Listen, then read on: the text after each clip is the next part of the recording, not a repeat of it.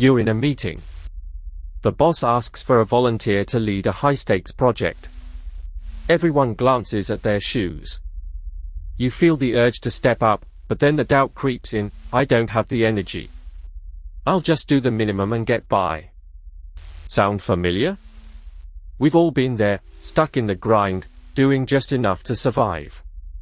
But what if the problem isn't your workload? What if it's your relationship with the work itself?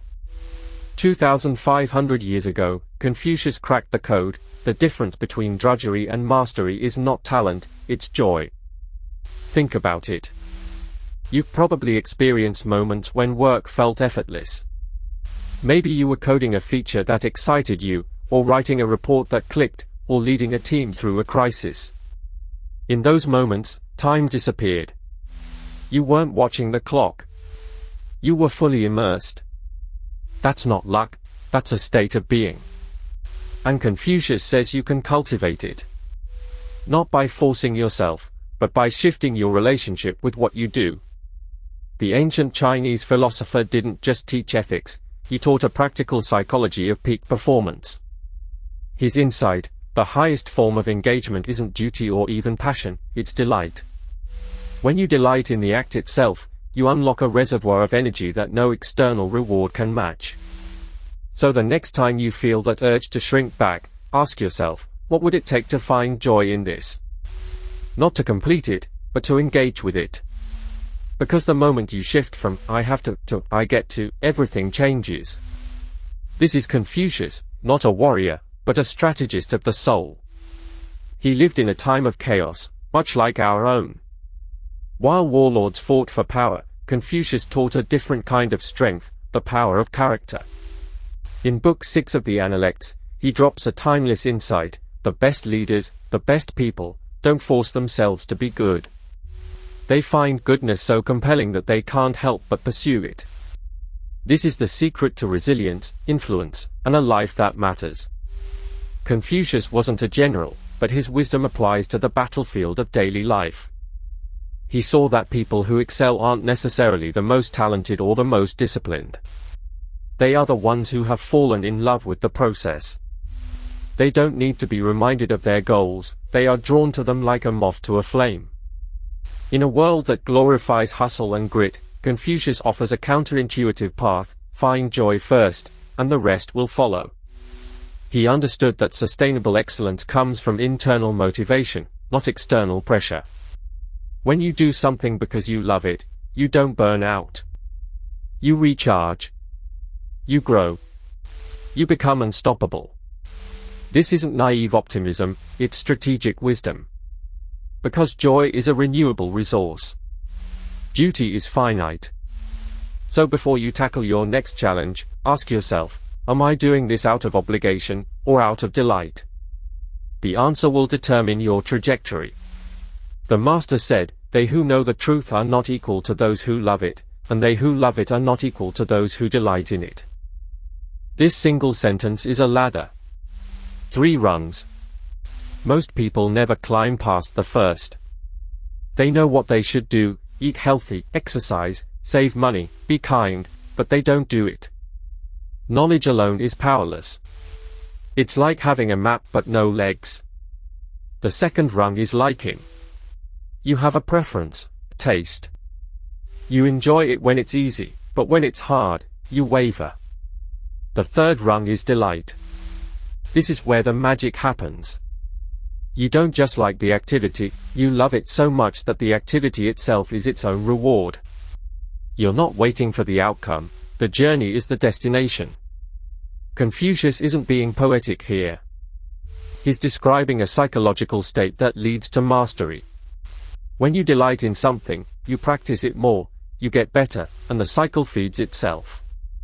This is the difference between someone who plays an instrument because they have to, and someone who can't stop playing because it brings them joy. The first person gives up when they hit a plateau. The second person pushes through because the struggle is part of the joy. So where are you on this ladder?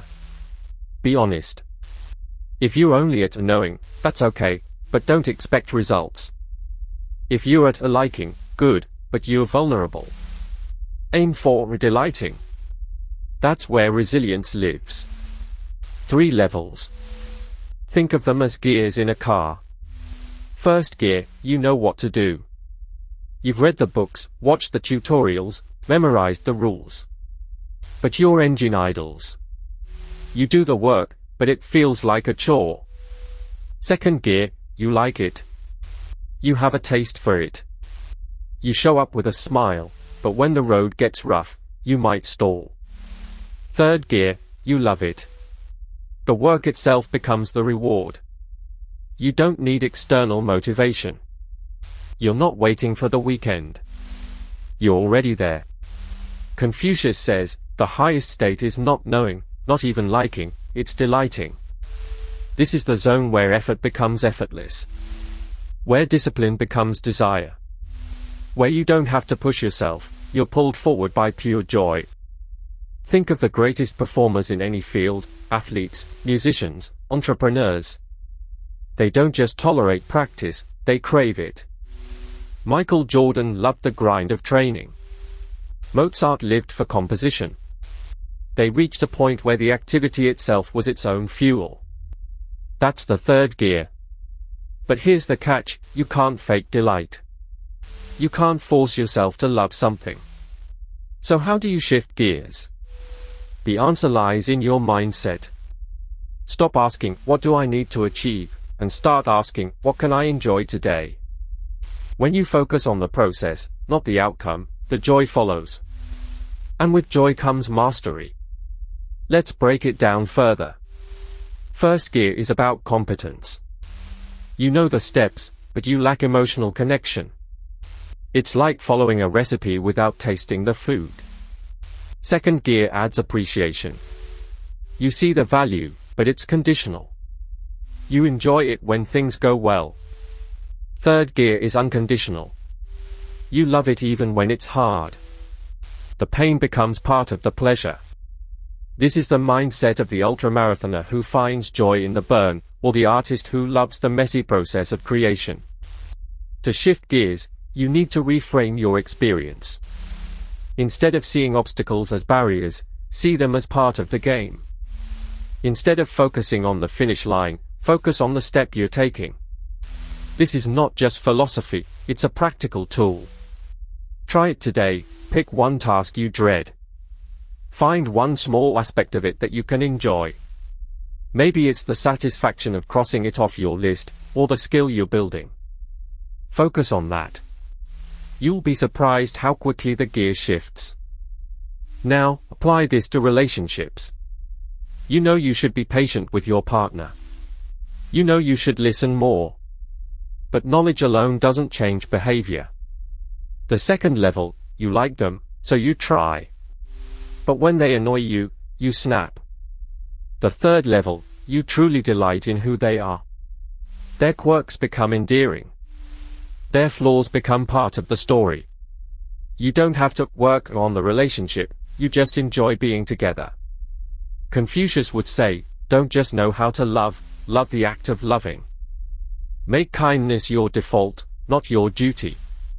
When you find joy in giving, you never run out of generosity. This is the secret to relationships that last, not obligation, but delight. Think about the best relationships you've ever had. They probably didn't feel like work. You wanted to spend time together. You looked forward to conversations. That's the third gear. Now, contrast that with a relationship that feels like a chore. You're doing the right things, being respectful, showing up, but it drains you. That's first gear. The difference is joy. When you delight in someone, you naturally go the extra mile. You don't keep score. You give freely because it feels good. This doesn't mean you ignore problems. It means you approach them with a spirit of play, not resentment. You can still have difficult conversations, but you do it from a place of love, not frustration. The key is to cultivate delight intentionally. Spend time doing things you both enjoy. Remind yourself why you chose this person. Focus on their strengths, not their weaknesses. Over time, the joy will compound. And when conflicts arise, you'll have a reservoir of goodwill to draw from. That's the power of the third gear in relationships. In work, this principle is a game changer. Most leaders try to motivate teams with rewards and punishments. But that only gets you to the first gear, compliance. Second gear, they like the work, but only when conditions are perfect. Third gear, they love the work itself. They come early, stay late, and innovate because it's fun. How do you create that culture? Hire for passion, not just skill. Give people autonomy to pursue what they love. And as a leader, model the joy. If you hate your job, your team will too. But if you radiate delight in the mission, others will catch it. Confucius knew, joy is contagious. And it's the only sustainable fuel for high performance. Let's get practical. If you're a manager, start by asking your team, what part of your work do you enjoy most? Then give them more of that. It's not about making work all fun and games, it's about aligning tasks with intrinsic motivation. When people work on things they care about, they produce better results with less effort. Studies show that intrinsic motivation leads to higher creativity, productivity, and job satisfaction. Confucius understood this intuitively. He wasn't a management guru, but he knew that people who delight in their work are unstoppable. They don't need to be micromanaged. They don't need bonuses to stay engaged. The work itself is the reward. So if you're a leader, stop trying to motivate with carrots and sticks. Instead, create conditions for joy. Remove obstacles that kill passion. Celebrate the process, not just the outcome. And most importantly, find your own delight. Because if you're not enjoying your work, you can't expect your team to. Lead with joy, and watch your culture transform. For yourself, this is the path to resilience. Life will hit you. Projects fail. People disappoint. Your body ages. If you're only in first gear, knowing what's right, you'll crumble. Second gear, you like the idea of being strong, but you give up when it's hard. Third gear, you find joy in the struggle itself. You learn to love the process of becoming. Confucius praised his disciple Yang Hui for this, with a single bamboo bowl of rice, a single gourd of water, and living in a mean alley, others could not endure the hardship, but Hui never lost his joy. That's the third gear. Your circumstances don't dictate your happiness. Your relationship with them does. Find delight in the present moment, and you become untouchable. This is not about toxic positivity. It's about reframing your experience. When you face a setback, ask yourself, what can I learn from this? How can this make me stronger? Instead of seeing failure as a verdict, see it as feedback. Instead of seeing struggle as suffering, see it as training. The most resilient people aren't those who avoid pain, they are those who find meaning in it. They delight in the challenge. They enjoy the growth. This mindset is a choice. You can't control what happens to you, but you can control how you relate to it. And when you choose delight, you tap into an inexhaustible source of energy. Practice this daily. When you wake up, instead of dreading the day, find one thing to look forward to. When you hit a rough patch, look for the silver lining. Over time, this becomes a habit. And eventually, you'll find that you're not just surviving, you're thriving. That's the power of the third gear in your own life. But some today argue, this is naive. Not everyone can love their work.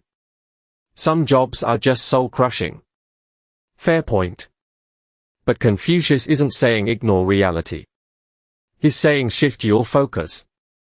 Even in the worst job, you can find small joys, the camaraderie, the skill you're building, the impact on one person. If you truly cannot find any delight, maybe that's a signal to change paths. But the first step is always internal. Blaming the system keeps you in first gear. Taking ownership of your joy shifts you into third. Let's address the elephant in the room. Not everyone has the privilege to choose their work. Some people are stuck in jobs they hate because they need to pay the bills. Confucius isn't blind to that. He's not saying you should pretend to love a toxic environment. He's saying that even within constraints, you have a choice. You can focus on what you can control, your attitude, your effort, your relationships. You can find meaning in small wins. You can treat each task as a craft. This is not about settling, it's about making the best of your situation while you work to change it. And here's the paradox: when you start finding joy, you become more effective. You perform better. Opportunities open up. The very act of shifting your mindset can transform your circumstances. So don't use realism as an excuse for cynicism. Yes, the system is flawed. But you have agency. Use it. Find your joy, even in small doses. It's the first step toward a better life. Mastery is not knowing the path. It's falling in love with the walk. Let that sink in. Every step you take, every challenge you face, every failure you endure, all of it is part of the walk. If you're only focused on the destination, you miss the point. The person who loves the walk doesn't need to arrive to be fulfilled. They are already fulfilled. This is the ultimate freedom. You stop chasing and start experiencing. You stop worrying about outcomes and start enjoying the process. This is what Confucius means by delight. It's not a fleeting emotion, it's a deep, abiding sense of engagement with life. When you fall in love with the walk, you become unstoppable because the walk never ends. There is always more to learn, more to grow, more to enjoy. So take a moment today to appreciate the walk. Look around. Feel the ground beneath your feet. That's where mastery lives. Not in some distant future, but right here, in the joy of the present step. So ask yourself today, am I just knowing, or am I delighting? The answer might change everything. Because when joy leads, the rest follows. That's the wisdom of Confucius, not ancient theory, but a practical tool for your life, right now. Start small. Pick one area of your life where you've been in first gear. It could be your job, relationship, a hobby. Commit to finding one element of delight in it today. Maybe it's the satisfaction of a job well done. Maybe it's the connection with a colleague. Maybe it's simply the act of breathing. Whatever it is, focus on it. Let the joy grow. Over time, you'll find yourself shifting gears naturally. You'll wonder why you ever settled for less. This is not just self-help, it's ancient strategy for modern success. The path to mastery is not a ladder you climb, it's a dance you learn to love. So dance. Enjoy. And watch your life transform. That's the art of true mastery, decoded for you today.